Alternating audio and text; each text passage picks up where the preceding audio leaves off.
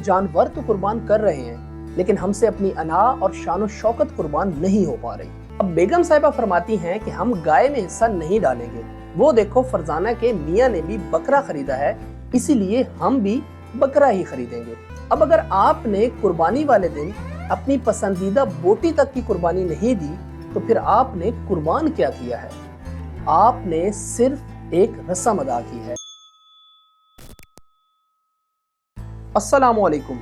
ईद उल अज़हा जो इस्लाम में कुर्बानी और हज़रत इब्राहीम अलैहिस्सलाम की सुन्नत के तौर पर मनाया जाता था, आज हमने उसे एक नुमाइश का दिन बना दिया है। सोशल मीडिया पर आए रोज महंगे जानवरों के मुकाबले की वजह से हमने एक मजहबी त्यौहार को एक रस्म बना दिया है, और जब एक अकीदा रस्म बन जाता है तो उसमें से उसकी रूह निकल जाती है। इस खूबसूरत त्यौहार में इसकी असल रूह वापस डालने के लिए मुझे सिर्फ आपके 7 मिनट दरकार होंगे। जब ये काउंटडाउन वापस 0 पर पहुंच जाएगा, तब तक आप मेरा मुकदमा मुकम्मल तरीके से समझ चुके होंगे। इस वीडियो को बनाने का मकसद किसी मखसूस तबके को टारगेट करना नहीं, बल्कि उस सोच को एक्सपोज करना है जो हर तबके में पाई जाती है, फिर चाहे वो अमीर हो, गरीब हो, तालीम याफ्ता हो या अनपढ़ हो। अब कुर्बानी ना तो फर्ज अमल है और ना ही शरीयत मोहम्मदी में इसका पहली बार तारुफ हुआ, बल्कि हजरत इब्राहीम अलैहिस्सलाम की सुन्नत को जिंदा रखने के लिए ये दिन मनाया जाता है। वो सुन्नत थी अल्लाह के रास्ते में कुर्बानी देने की, जो अपने बेटे की गर्दन पर छुरी चलाने से शुरू होकर एक दुम्बे पर खत्म हुई। आज हम इस सुन्नत को जिंदा रखते हुए जानवर तो कुर्बान कर रहे हैं, लेकिन हमसे अपनी अना और शान शौकत कुर्बान नहीं हो पा रही। और उसकी सबसे बड़ी वजह यह है कि हम अल्लाह को खुश करने के साथ साथ लोगों को खुश करना भी उतना ही जरूरी समझते हैं। इन दिनों आपने सोशल मीडिया और टीवी पर ऐसी बेशुमार वीडियोस देखी होंगी जिसमें एक बहुत महंगा जानवर दिखाया जाता है और उसकी खसूसियात बयान की जाती है। फिर कुछ दिनों बाद एक अमीर शख्स उस जानवर को खरीद लेता है और उसके चर्चे सोशल मीडिया पर कई हफ्तों तक जारी रहते हैं। शायद इस वक्त आप ये सोच रहे होंगे कि मैं कुछ ज्यादा ही नेगेटिव सोच रहा हूँ। अगर कोई शख्स 50 लाख का जानवर अल्लाह के रास्ते में कुर्बान कर रहा है और उसका गोश्त भी गरीबों में तकसीम कर रहा है, तो इसमें हर्ज क्या है?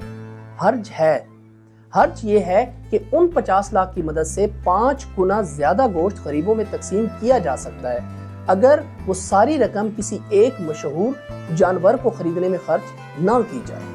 यहाँ एक सादा सी बात समझने की जरूरत है कि ये जितने भी जानवर जिनकी कीमत 50 लाख से 1 करोड़ रुपए के दरमियान होती है, उनकी कीमत उनके वजन की वजह से ही नहीं, बल्कि उनकी खूबसूरती की वजह से भी ज्यादा होती है। अब ये बैल जिसका वजन 50 मन है, इसकी कीमत है 1 करोड़ रुपए। इसी 1 करोड़ में 50 बैल आ जाएंगे जिनका कुल वजन 150 मन से भी ज्यादा होगा।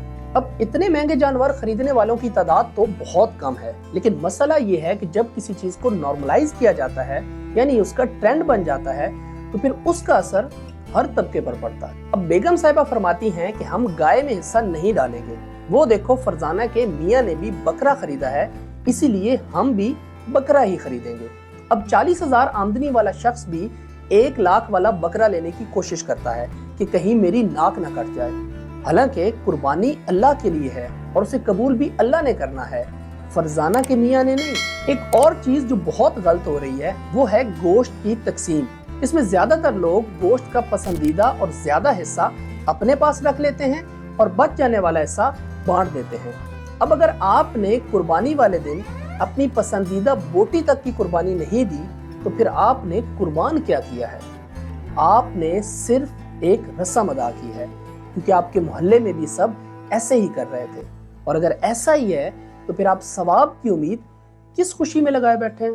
पिछले 2-3 सालों में हमने कुर्बानी के जानवरों के साथ फीमेल मॉडल्स की कैट वॉक भी देखी है, जिसे बहुत ही पॉजिटिव वे में प्रेजेंट करने की कोशिश भी की गई।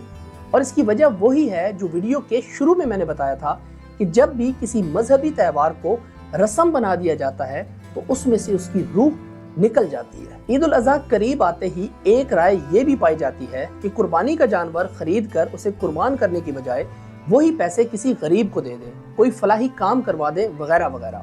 हालांकि नबी पाक सल्लल्लाहु अलैहि वसल्लम की इसके हवाले से बहुत सख्त हदीस है। आप सल्लल्लाहु अलैहि वसल्लम ने फरमाया, जो शख्स कुर्बानी की इस्तिताअत रखता हो और कुर्बानी ना करे, वो हमारी ईदगाह के करीब भी ना आए। इसके अलावा व्यापारी, ट्रांसपोर्टर्स, कसाब हजरात, NGOs, मदारिस और बहुत से लोगों का रोजगार वाबस्ता है इस ईद से। सिर्फ पाकिस्तान में 2023 में ईद उल अजहा पर 380 अरब रुपए के जानवरों की तिजारत हुई थी। ये सब तो बुराइयां थी, लेकिन अब सवाल ये है कि इनको खत्म कैसे करें, और यही इस वीडियो का सबसे इम्पोर्टेंट पार्ट है। हल बहुत सिंपल है। तब्दीली को सबसे पहले खुद पर लागू किया जाता है, उसके बाद दूसरों पर।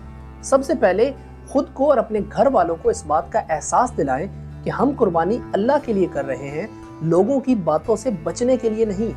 इसीलिए हमारी हैसियत में जो भी जानवर आएगा हम सिर्फ उसी को खरीदेंगे, और अगर हम इसकी इस्तिताअत नहीं रखते तो हम कुर्बानी नहीं करेंगे। और अगर आप कुर्बानी करते हैं तो गोश्त की तकसीम से लेकर फुजलात की सफाई तक इस बात का ख्याल रखें कि आपने इस दिन का हक अदा करना है। एक बात हमेशा याद रखिएगा कि बुराई से ज्यादा खतरनाक बुराई की नॉर्मलाइजेशन है।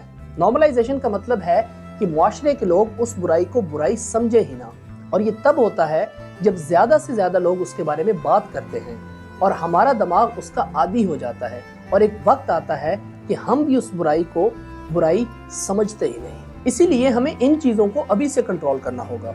ये ना हो कि कल को इन पर काबू पाना नामुमकिन हो जाए, क्योंकि सोच को बदलने में वक्त लगता है, लेकिन इस तब्दीली का आगाज आप आज और अभी से कर सकते हैं। इस वीडियो को ज्यादा से ज्यादा लोगों तक शेयर करें। हो सकता है आपका एक शेयर किसी की सोच बदल डाले। क्या टाइम अप हो गया? इस टाइमर को शुरू करेंगे फिर किसी वीडियो में। कंटेंट अच्छा लगा हो तो वीडियो को लाइक और चैनल को सब्सक्राइब जरूर कर लें। फिलहाल आसिफ लक को इजाजत दीजिए।